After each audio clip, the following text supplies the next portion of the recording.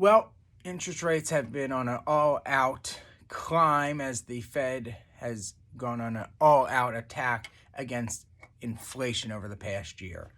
This, of course, means one big thing for your mortgages, and that is they have gone up, up, up. The average 30-year mortgage rate is 6.25% as we sit here and speak. And that's not as fun as the 3 1/8 my current mortgage is at right now, and most of yours as well. It's rare that I see a mortgage over 4% in any client these days.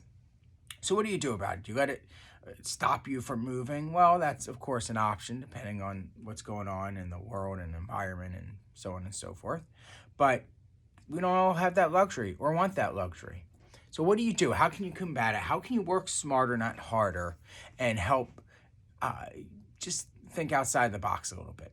So here's my concept. I heard this little phrase from a client actually: date the rate, love the house. So what does that mean, and what are your options? So you can, of course, go with a 30-year mortgage and pay the 6.25%. But I don't think you should nor need to. I think the likelihood is in the next few years, interest rates will come back down, ideally landing more in the terminal rate as in the fours, maybe mid fours type of range.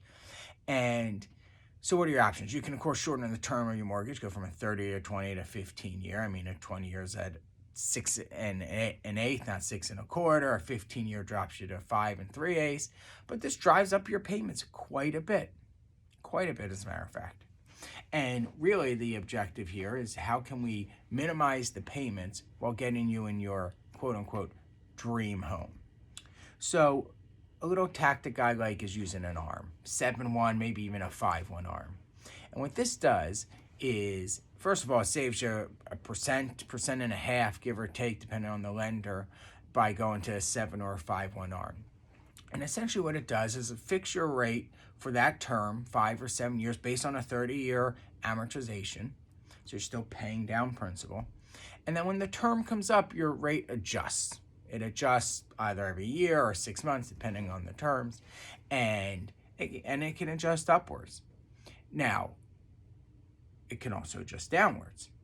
The whole point to doing this is not to have it even adjust, to be honest. The whole point is that during this term, at some point, you're going to refinance. You're going to find rates come back down. You're going to refinance out of this mortgage. And what it does is it's kind of the least inexpensive way to get into that dream home or home as inexpensively as possible, sort of playing the interest rate game. Why pay the going rate when you can work smarter, not harder, and get a better rate?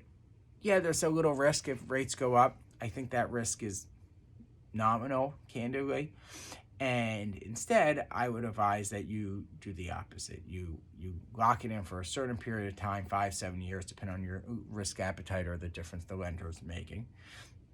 And you pay for that term, knowing that you're going to keep your eyes and ears to the ground and listening and seeing what rates do and when they start to come down, which they inevitably will. May not be this year, but the anticipation is probably next year. If inflation state gets in check, the Fed starts lowering and lowering. And then you refinance out 30-year, even maybe a 20-year at that point, and pay similar rates. So the savings can be significant. The difference on $100,000 of a 6 1/4 versus 4 7/8, which is 5-1 at this point, is $70. $70 per 100,000. You have a $600,000 mortgage. It's a lot of money. That's college savings. If you can't think of what to do with that money, give us a call. We'll tell you how to save it, how to maximize it. Anyways, we have lenders, we can help, we have ideas, we have concepts. The whole point is don't just take things at face value. Let's look and think creatively, and we're here to help. As always, I'm Andrew Rosen, President Diversified. Stay wealthy, stay healthy, and stay happy. Take care. Bye.